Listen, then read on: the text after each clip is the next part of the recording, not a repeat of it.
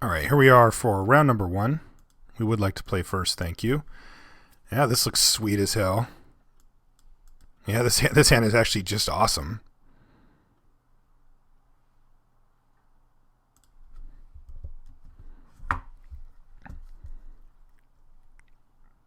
See what he's up to over there. Even if our guild mage eventually gets killed, we get to just go healer into healer, putting up a big buffer for our life total and also just being able to beat down really well. If our guild mage doesn't get killed, then even just with what we have here, we have a pretty sweet game plan of Eyes in the Skysing and then start just copying bird tokens. Those can also be fine. I mean, I don't know that I'd love to pay 4 mana for a bird token, but eh.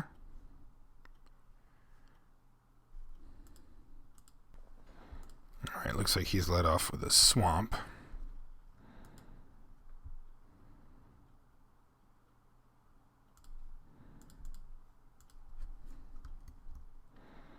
And we'll make a mythic uncommon and say go. Let's see what he's got. You know, he could definitely come out. Oh, that's a good start for us.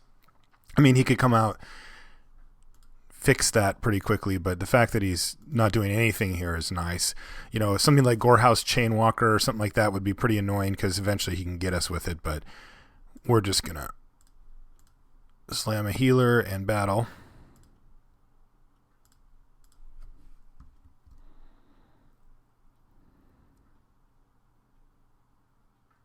Let's see if we draw a land next turn. I might just ship the turn back depending on what he plays here. Sewer Shambler, sure. Yeah, I think I'm okay just battling with the Centaur Healer here. Like, I obviously would have to use Giant Growth if he blocked our Guild Mage, which I'm 99% sure he would. And since we missed a land drop, I'm pretty content with just continuing to develop our board here. We do need to hit a land here that we can start Eyes in the Skysing and populating, or he says good start. All right, so he does not kick this thing. And this is going to get interesting because I think at this point I can actually just sit back. Like, I don't really see any reason for me. Like, I don't need to trade off one of these things. So I think I'm just going to play the Concordia Pegasus and just ship the turn. Like I was saying when we were in deck build, I believe that the long game benefits us greatly in general. And I think we can just sort of put that to play here. Sure. We do need to hit some lands here, though. All right, there's one. Yeah, I'm just gonna say go.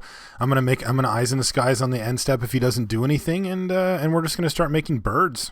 Hitting land drops and making birds. It's going to be tough for him to overcome that.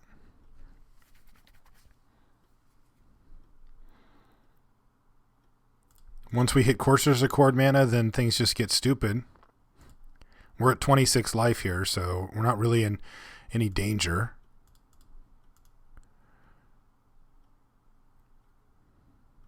These things can actually start attacking him. All right, I think he's going to take out our guy. Yeah, he did. All right. That makes sense.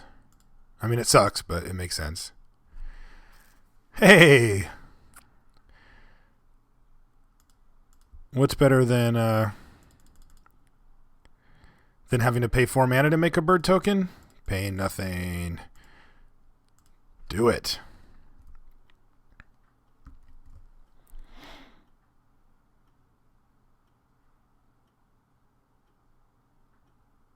Stonefair Crocodile's good. And another Dagger Drone Imp doesn't really match up with our board very well. He can get in for like 1 if he wants, but then we can just bash him down. So like he doesn't really have very many awesome options here.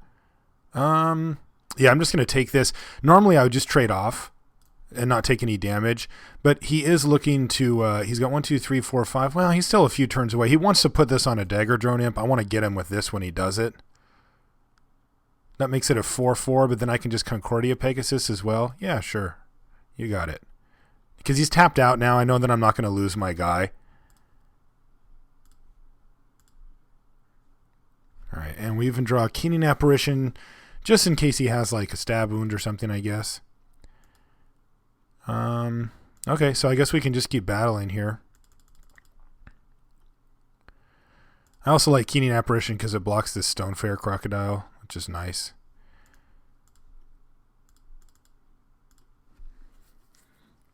These imps kind of, they're not, I don't think they're very great, but they can, in a deck like his where he's got at least, you know, multiple forms of scavenge here, he does definitely have the ability to make them huge and make them an issue.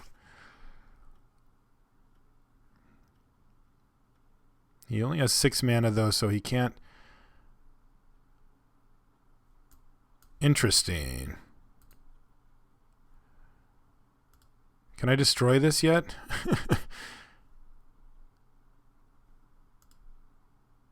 Alright, well, I am going to just use it to destroy that thing. Well, he used it now, so I get to wait a turn, but like if he wants to attack or something, I get to block first, but and I can even just do it on my turn. Yay, more lands, and this one can come into play tap because we're not doing anything anyway. And it feels like we have like a Bitter Blossom here or something, doesn't it? It's kind of sweet. Alright, so fight him, and yeah, I guess I should have attacked with that thing. Yeah, I should have attacked with it. He would have blocked with this, and then I would have sacked, but still. Nuts and bolts, right? Alright, so it looks like he's going to scavenge here onto an imp, and then I'm going to trade it with a giant growth because he's tapped out.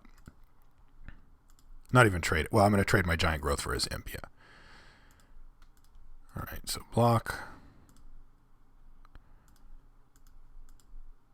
Do that. And he does get to gain the life, but big deal. We have inevitability here. Oops. This happens. All right. Now we get to start making the big boys here too. So this is going to get pretty good for us. Yeah, I think we can just start battling here. He doesn't have any. Yeah, no, we're fine. He's only got 1 imp left. Yeah, I think we're just going to run this out here though. I mean, we're technically winning the next turn, but like, I don't want him to be like play Golgari Charm, which he could definitely have, and just set us back like 100 turns. I want to be able to finish him off. And showing him a Centaur's a Courser's Accord doesn't really like, I don't know. How do you play around that card? It's just sort of a card that I have. You know, I actually kind of like bringing in an Aerial Predation here. I know it sounds weird because it's just a stupid little imp, but it does really look like a big part of his game plan is going to be to get us with that. So I'm pretty happy to do that. I think I might cut the decoy here. Let's see, does that do anything? I mean, sure it does stuff, but like we saw an Augur Spree out of him. He's in black. He could have Ultimate Price, which hits this as well. Yeah, I think this is fine. All right, we have a Cellar into a Towering Indrik into all of our mana. Sure, that seems fine. Like, his deck didn't look particularly fast. I'm sure he has quicker starts available. Oh, geez. Then we just do that, just to slow him down in case he does hit like a Chainwalker on turn 2 or something. Thrill Kill Assassin we cannot block, so he will likely unleash it here. All right, so we hit an Avenging Arrow. All right, so we are going to take a little bit of damage from that Thrill Kill Assassin, but I don't think it's like the biggest deal ever. Hate being the guy to do the promenade there, but we got to do it. So Dead Reveler for him. Sewer Shambler, much better. Sewer Shambler we can block and trade with. In fact, we might even want to just do that.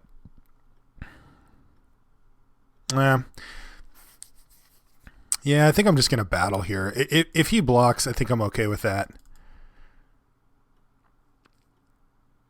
Yeah, he is going to block, so that's fine with me. Yeah, I'm very fine with that. Now I'm going to make this, and then I'm going to take the hit, and then what I'm hoping is that he scavenges it all onto the Thrill Kill Assassin, and then I'll get him with the Avenging Arrow. I mean, sure, we take 5 or 4 or whatever it is, but big deal. Yeah, he's just moved right in there, used up his entire turn. We get to hit him back for 2, and then just arrow him. This is a really good spot for us, actually.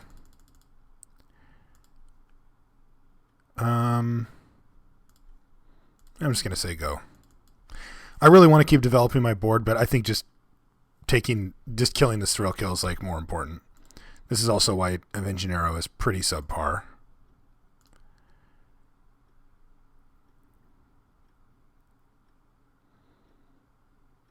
All right, that works.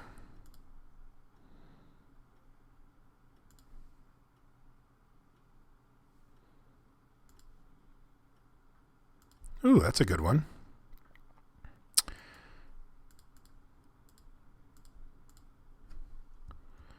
All right, so we're starting to set... Oh, I missed the damage with my bird, darn it. I meant to attack, and I got a little hasty there.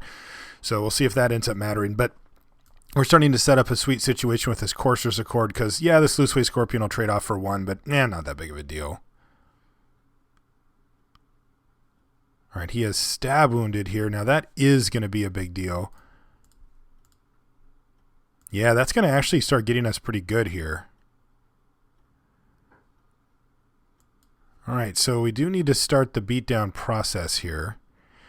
And I think we can't race it currently, I don't think. Not without a trick or something. Maybe if he plays a flyer. I guess I can kill my own flyer. I can kill my own bird to gain 2 life to get an extra turn out of the deal, because right now we're going to be putting on a pretty reasonable amount of pressure here. Let's see what he does. Oh man, that's bad for us. Yeah, this is going to be really rough if we don't draw something really good here. Because now we just don't have any attacks at all. Ugh, that's bad.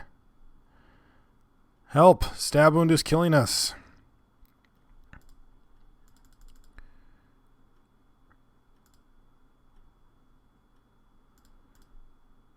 All right, we can put some damage to him here, and we can gain a couple back with the predation, but unless we find a Keening Apparition or a way to kill this creature, we're not looking good.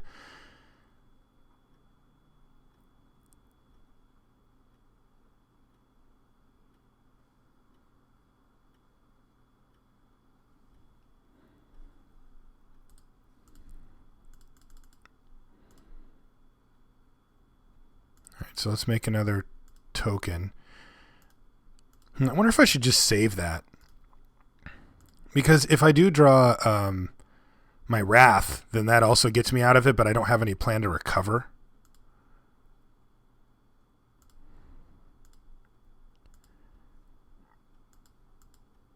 Alright, so let's fight here.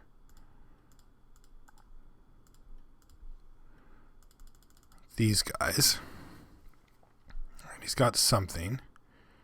Looks like he does have Golgari Charm. He does.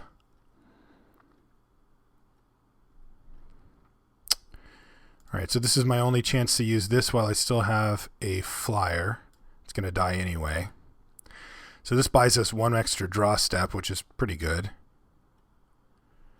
And then it makes me do this as well. Alright. So they're all 2/2s, but so the trades are the same though. He eats 1 and he blocks and he trades for 1, which is fine. He's only going to take damage here though. Well, he's even got a Giant Growth just to keep that thing alive for a turn. All right. So he is definitely all in for his plan, and I don't blame him for it. All right, that's fine. So at this point, it's Keening Apparition. Well, that's an interesting draw actually. That's actually kind of an interesting draw. That enables this so that we can at least get one of our guys through. Oh man, if we still had all those Eyes in the Skies tokens going, that would have been nuts. All right, he's going to double block. So we do get to kill one of the things. And then, of course, the Scorpion dies. Monitor's fine. We're going to go to 2 here. So this is, yeah, that was it. Yep, he's got us. Because we're going to die on our upkeep anyway. All right, so let's change the plan a little bit here. Let's bring in the Sundering Growth. I don't want to get too reactionary, but I think it's worth it, and I'm going to cut the Savage Surge here. Actually, maybe I should leave the Savage Surge in. and cut the predation. Yeah, I like that. Because I like Savage Surge against Rubbleback Rhino. You need ways to punch through damage and to make your guy bigger than his. And I think this matchup's really good for us, enough so that the stab wound is such an issue that I think that bringing in the Sundering Growth is actually worth it. It gets a little awkward if we draw too much stuff. Like if we just hit the Keening Apparition, that's ideal, but I don't want to lose to a stab wound again. Like that's a legitimate win condition for us. Again, our deck really is looking to go long game here.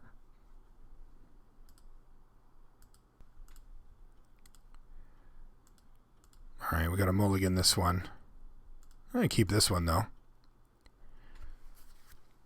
We get a Guild Mage. He's going to stab wound it. If we hit some lands, we get a Seller into Growing Ranks, and we can get him.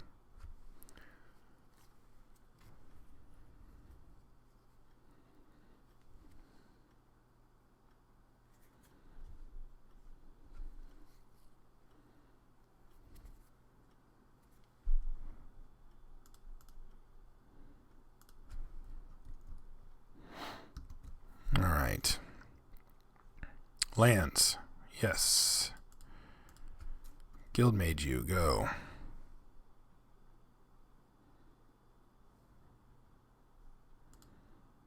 He has nothing? Oh, that's sweet.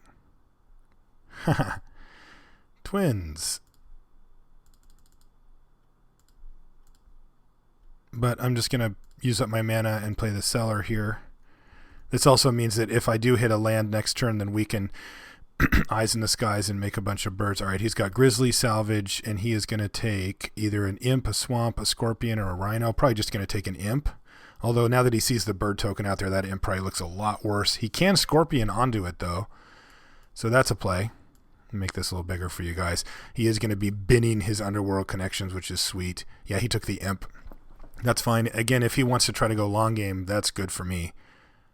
Okay, so I think he's going to stab wound this. Or maybe he's just going to play the Imp.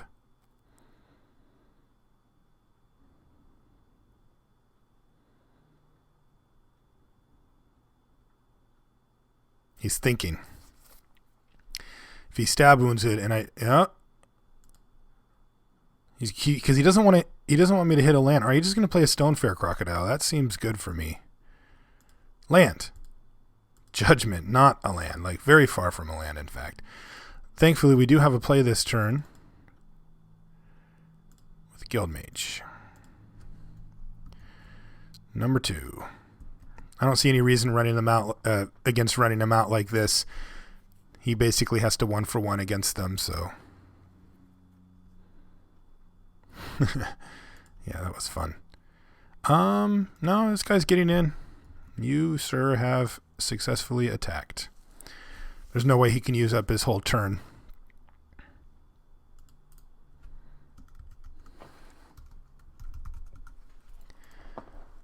All right, now a Sewer Shambler. That's definitely fine. There it is.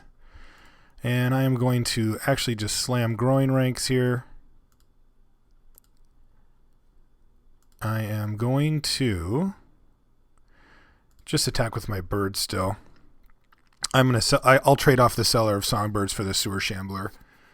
I don't think I want to trade Guild Mages for this. If I trade it and then he stab wounds post combat, I'm pretty bummed about it. All right, there's an Imp. Sure, it happens. It's a thing. It's a guy. Yeah, he doesn't want to make that trade, or does he? The Dagger Drone Imp is a guy he can definitely use. All right.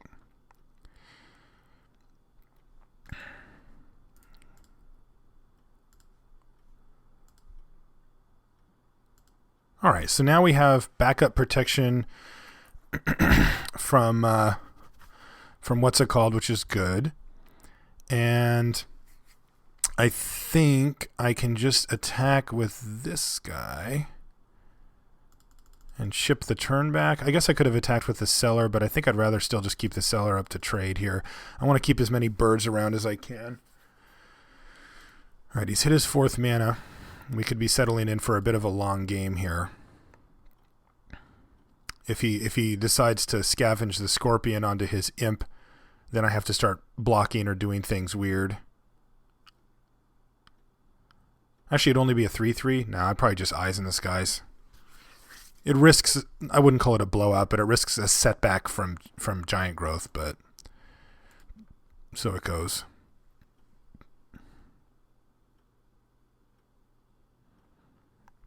If we keep hitting our lands, we'll eventually get to Tristani's Judgment and making a bunch of centaurs. So we have the long game locked up. We just need to be alive when that point of the game comes. So let's see what he wants to do here.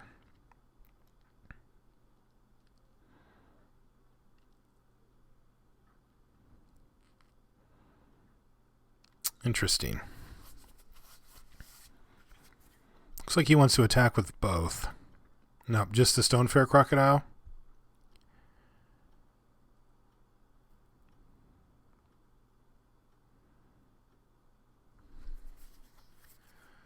If he does that, I'll probably just populate, make a bird, and just double block.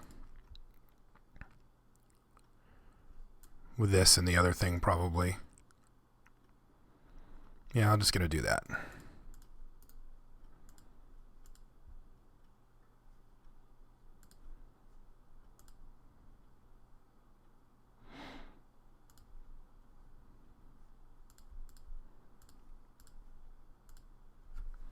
If he has giant growth or something, I just don't care.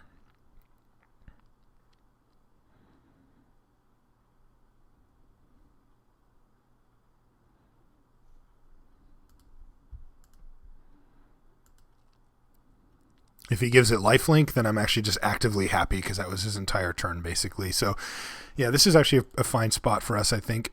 I'd like to get some of these creatures off the table as well. All right, so he has giant growth, sure.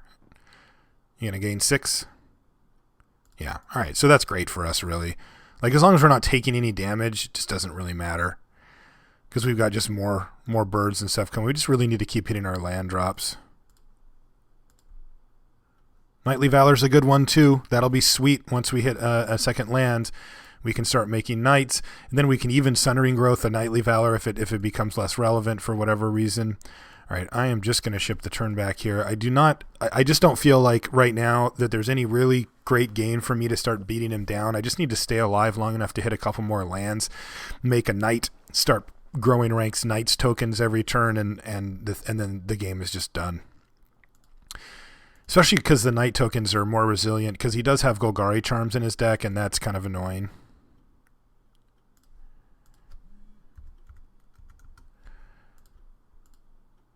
All right, so what's his plan here? Another attack? All right, I think I'm going to populate now. This is interesting. So I have to make a decision, because if he does have Golgari Charm and I populate right now, he wipes my board and he's going to get in for some damage. If I block with 2 of them first, and then I think I can just block with 2 of them and then populate before damage, and that gives me a good... That's probably the best option here, because I don't want to leave myself with 1 bird left and not have something to grow in ranks. But I guess he would just... Yeah, I guess he would just cast it. I don't even know what I'm talking. If he just had it, he would just cast it, and then I can't populate in response or whatever. So that's why I need to keep this thing in my close to the vest here.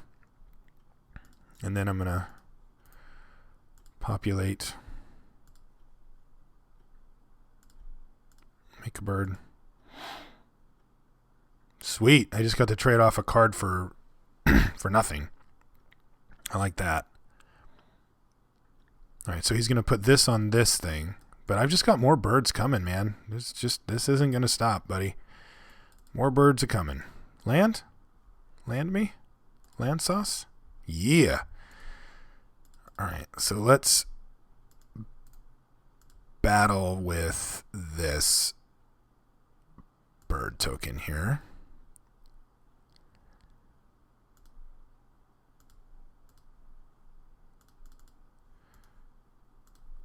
He's just going to take it. We're going to ship the turn back. It'll be interesting to see if he attacks here with his imp. I obviously don't mind trading off this, because I'm just going to make a bunch more creatures, but I actually kind of want to... It's funny because I actually do kind of want to have a Sundering Growth target here so that I can get value out of it, but we'll see. Probably just block it anyway.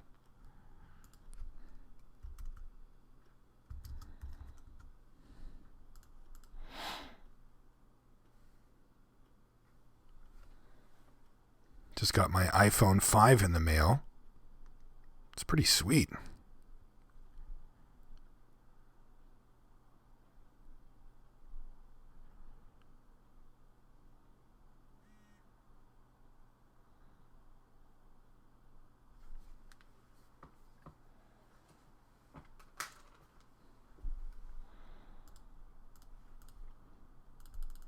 All right, let's see if he wants to battle here.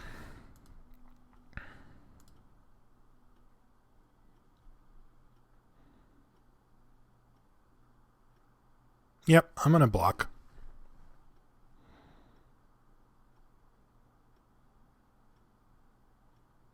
Or am I actually? This is interesting. Yeah, I think I do. Yeah, I'll block it. It makes him use his turn up on some trick if he wants to do that, or at least a reasonable portion of his turn.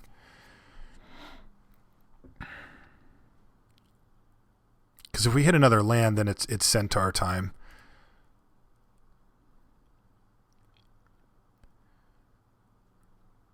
If you guys had a chance to listen to Limited Resources this week, we had Luis Scott Vargas on, and yeah, he made some pretty sweet Centaur puns. Hopefully we can do those justice and make a Centaur army here.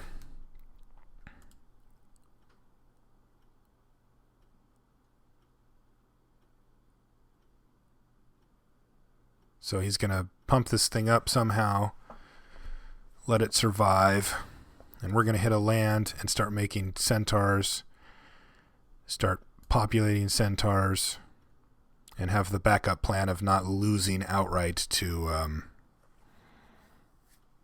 a stab wound. Right, looks like he just says, fine. They trade.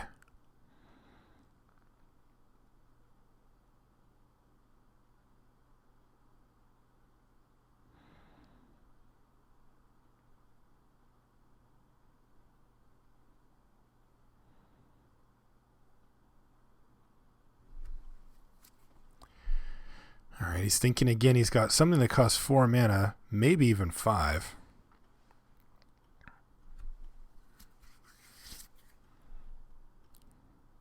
If he plays like a Rubbleback Rhino, I'll probably make another knight. If we don't hit a land, I'll probably just start making more birds and just beating him down. With 2 knights, I feel fine.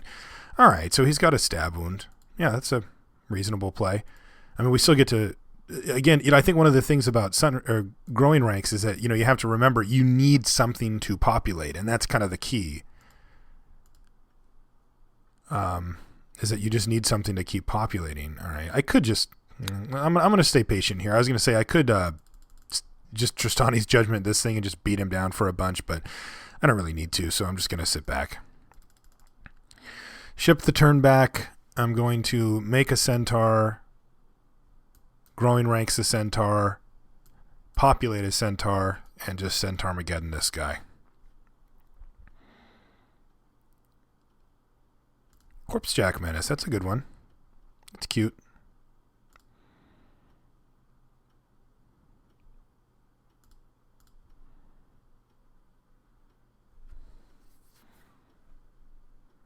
That's interesting. He's going to attack because he can make this thing just massive, but unfortunately, that's kind of exactly what I want him to do. I guess I could have just... Yeah, so that was a little hasty. I could have just made my centaur then and blocked with it because he was tapped out anyway, but I guess I'm 1 bird down as a result. All right, so we make a centaur. We populate a centaur.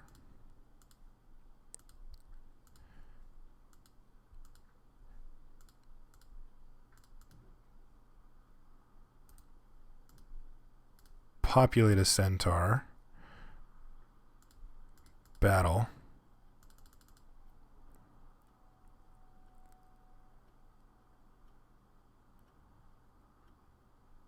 I'm just being lazy, by the way.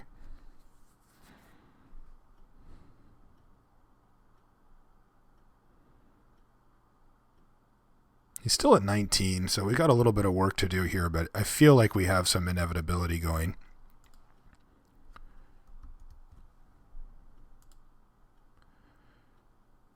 Trying to make sure that we're playing quickly because the match is taking a while here. So